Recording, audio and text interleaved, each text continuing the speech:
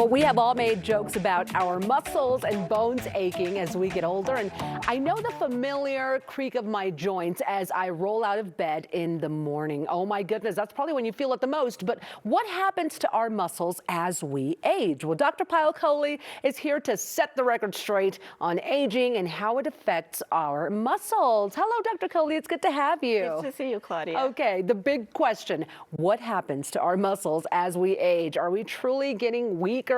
What is happening here? Yes, in fact, our muscle strength goes down when we age, and it starts as early as the age of 30. Oh my. And you can see sort of a linear decrease all the way through 70s and 80s. So we really have to be mindful of this. But it's not just the strength of the muscle, it's the amount of muscle. So the muscle mass tends to go down as well. The composition of the muscle, what the fibers are made up of, starts to change as well. And then as you can imagine, the recovery time for the muscle, how long it takes the muscle to heal itself, starts to go down as we get older. And then all the things that support our muscles, our tendons, our joints, start to get a little bit different as well because they're a little stiffer, a little less flexible. Yes, it's like a domino effect. Everything kind of is aging together. Why does this happen? I mean, obviously the natural process of aging, but is there anything specifically that makes it happen faster? Yeah, so it's triggered by our hormones. So as you think about what is one of the biggest drivers of what changes as we age, for women it's estrogen, for men it's testosterone. In fact, women have a little bit of testosterone as well, and all of that starts to decline, but we also see changes in hormones such as growth hormone. And then you can start to see nutritional deficiencies that develop, like vitamin D deficiency, for example, is very important for muscle and bone health. And as we get older, we tend to have a little bit more vitamin D deficiency. So the combination of the two things is what drives a lot of these changes. Okay, see, that's good to know about the vitamin D. Well, how can we prevent our muscles from deteriorating? I mean, I think they will eventually, but from deteriorating a little slower. No, don't say that they will eventually, because that's the thing about this. You do not have to accept this reality. Okay. You can actually interrupt it and change the aging process for our muscles and keep our muscles a lot younger for a lot longer. But you have to do it on a regular basis, and that's strength training. Okay. So I'm going to recommend strength training starting in your 30s, but really sort of for everyone, at least twice a week on a regular basis. You also want to make sure that you're doing cardio because that improves the blood flow to the muscles as well.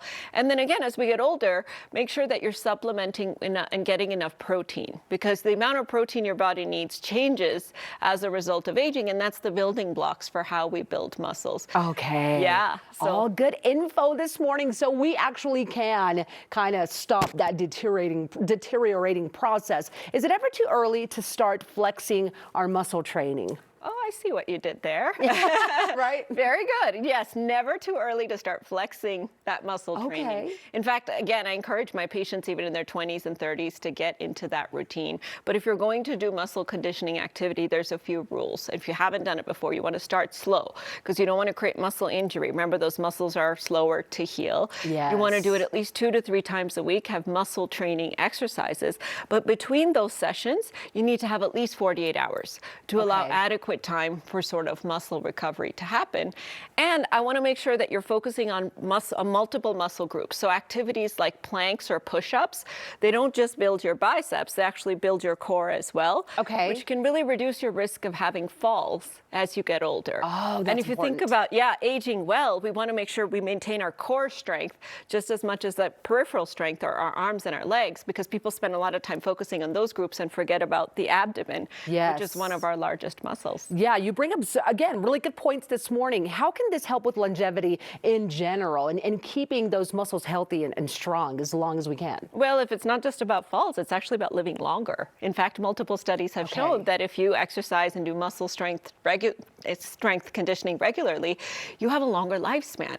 And there's a new study that just came out that says it's one of the ways in which you can reduce your risk of having Alzheimer's dementia, which is something we all worry about. Which is something, right? Exactly. Yeah. So even as we get another older. reason why we need to be doing that. Now, you don't necessarily have to join a gym, right? These are things that we could be doing on our own at home. For sure. Okay. In fact, if you're not quite ready to make the leap to the gym, then you just start with a few minutes in your house and you work your way up with the weights. And so you want to try to use free weights. For some people, they even like to use the ankle weights or the wrist weights when they're walking. Okay.